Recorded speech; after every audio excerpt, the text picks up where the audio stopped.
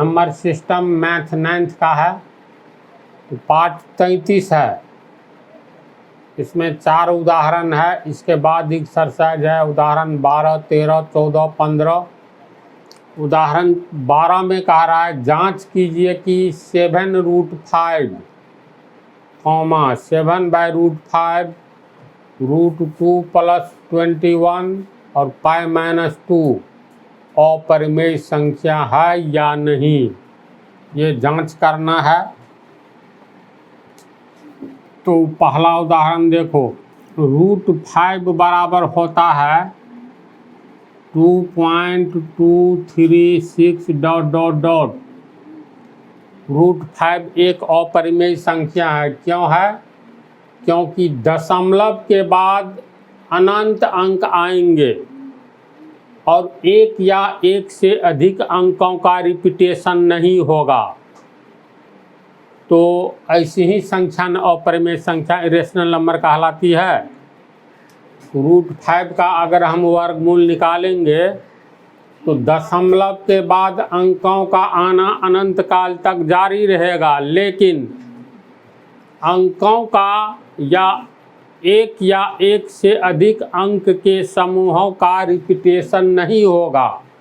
इसीलिए √5 एक अपरिमेय संख्या है। इसमें फिर देख लो, अब कह रहा है पहला 7√5 दिखलाना है परिमेय संख्या है कि अपरिमेय। पूछ रहा है अपरिमेय संख्या है या नहीं। तो इसको हम लोग क्या लिखेंगे, 7 गुने √5 लिखेंगे। 7 गुने √5 का मान 2.236 ...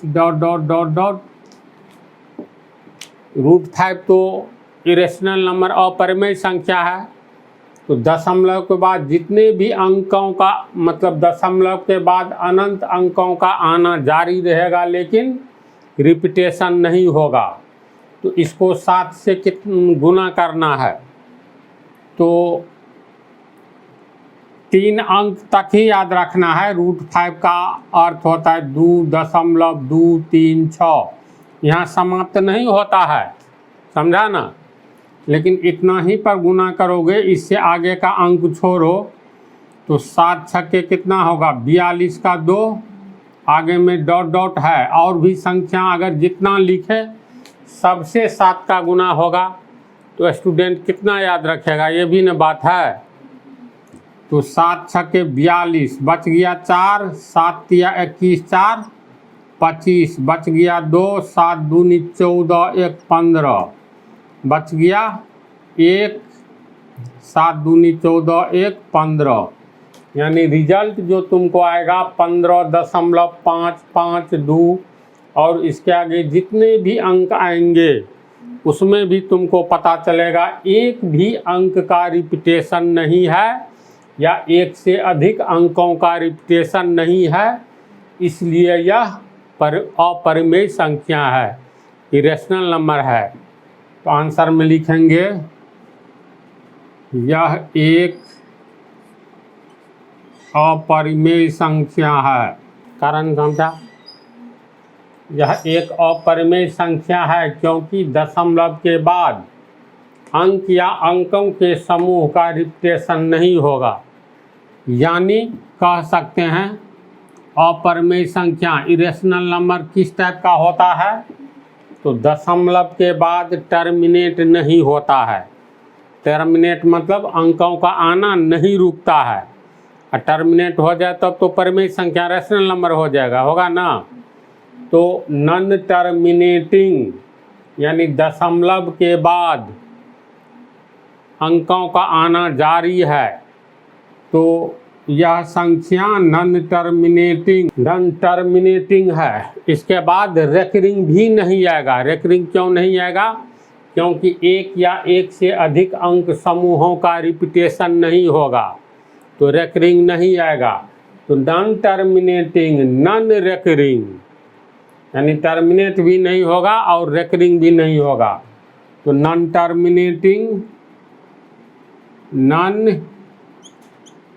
रेकरिंग वाली संख्या है। कारण समझा इसमें। अब इससे अगला 7/√5, इसको हम लोग कितना लिख सकते हैं, 7/√5, और √5/√5 से गुना कर देंगे तो कोई अंतर पड़ेगा, ये कट करके 1 हो जाएगा, होगा ना, कोई अंतर नहीं पड़ेगा। तो ये हो गया 7/√5 गुना करेंगे तो कितना होगा, 5 होगा, गुने √5। अब √5 का मान बैठाओ 7/5 गुने 2.236 ... मान कैसे निकालें? 5 का वर्गमूल निकालो। वर्गमूल आता है कि नहीं आता है, बतलाए थे ना, नहीं आता है तो इस टॉपिक के बाद तो पूछना, हम वर्गमूल बतला देंगे। तो फिलहाल इसको गुना करके कितना हो जाएगा, तो 7/5 या 7 को इससे गुना कर दो, 7 छके 42 ... बच गया 4, 7 × 21 = 4 × 25, 2, 7 दूनी 14, 2 16, .1, 7 दूनी 14, 1 15/5 भागा देंगे तो 5 × 15, 5 × 1 = 5, 1 5 × 15, 2 भाग नहीं लगेगा ... देखो √5/√5 से गुना कर दिए तो कोई अंतर नहीं पड़ा, √5 को 2 बार गुना करेंगे तो 5 होगा, ये तो बेस ऑफ अलजेब्रा में बतलाए हैं। तो 7/5 गुने √5 का मान बैठा दो, √5 अपरिमेय संख्या है तो गुना करेंगे तो ये रिजल्ट आएगा, इसमें 5 से भाग देंगे तो ... है, यानी इसके आगे अनंत संख्याएं हैं, इसमें भाग देने से ये आएगा, फिर ... इसमें भी किसी संख्या, किसी दशमलव के बाद 1 या 1 से अधिक अंक समूहों का रिपीटेशन नहीं होगा, इसलिए यह भी एक अपरिमेय संख्या है। यानी तो कारण में लिखेंगे, तर्क में, तर्क नहीं, यह भी एक अपरिमेय संख्या क्यों है, तो तर्क में लिखेंगे दशमलव के बाद अंकों का आना जारी है, इसका मतलब टर्मिनेट नहीं होता है। टर्मिनेट तब होता, टर्मिनेटिंग तब कहते जब दशमलव के बाद अंकों का आना रुक जाए, लेकिन यहाँ रुक नहीं रहा है, जारी है। तो तर्क यह नॉन टर्मिनेटिंग और रेकरिंग भी नहीं आएगा, क्योंकि 1 या 1 से अधिक अंक समूहों का रिपीटेशन इसमें भी नहीं होगा। तो यह नॉन टर्मिनेटिंग, नॉन रेकरिंग वाली संख्या है, जो अपरिमेय संख्या कहलाती है।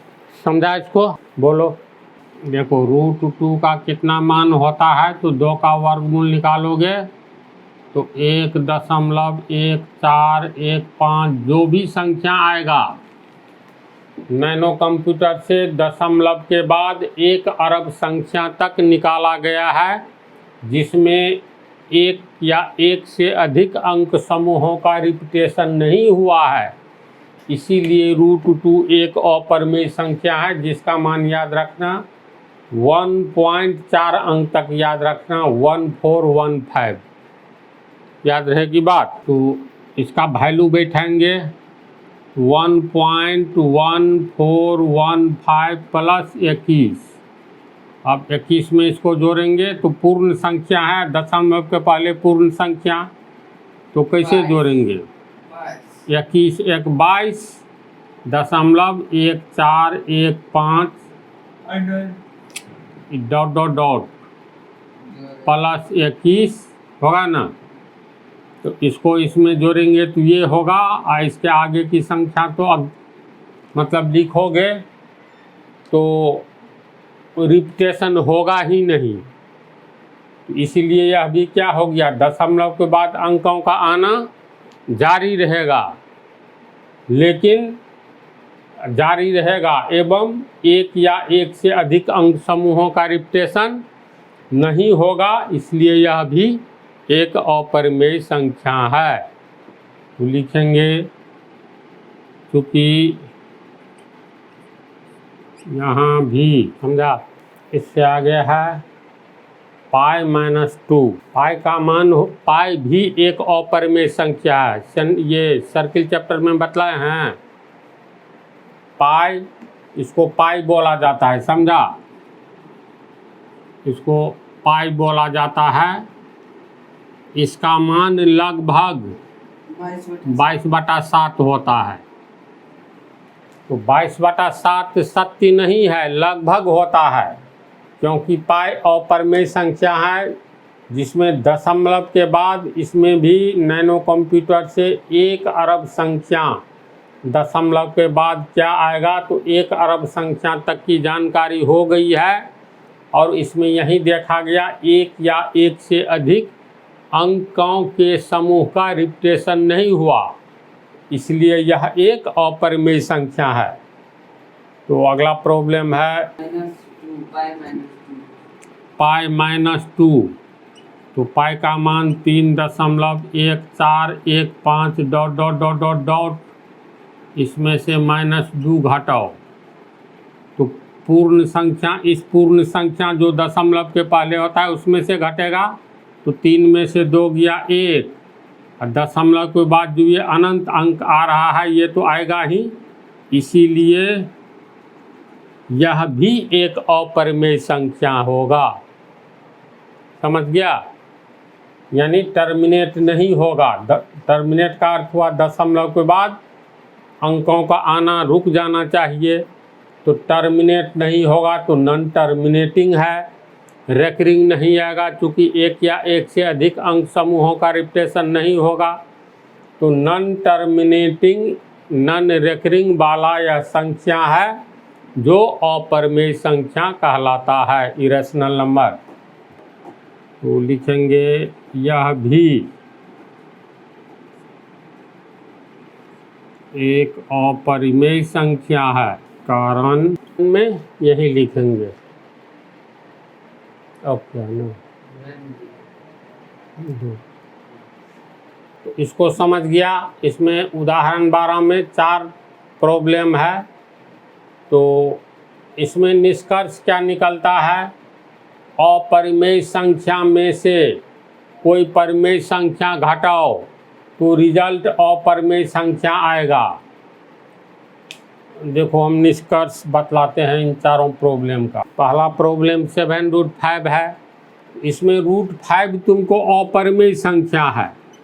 इसका अर्थ है किसी अपरिमेय संख्या को, 7 परिमेय संख्या है, तो किसी भी अपरिमेय संख्या को, इरेशनल नंबर को रेशनल नंबर से गुना करेंगे तो रिजल्ट हमें अपरिमेय संख्या ही आएगा। समझ गया? किसी परिमेय संख्या में से अगर हम अपरिमेय संख्या को घटाएंगे या जोड़ेंगे, दोनों स्थिति में रिजल्ट अपरिमेय संख्या होगा। समझ गया? इसी तरह किसी अपरिमेय संख्या में किसी परिमेय संख्या में अपरिमेय संख्या से भाग देंगे तो रिजल्ट अपरिमेय संख्या होगा। समझ रहे हो? इस निष्कर्ष को हम लिख देते हैं।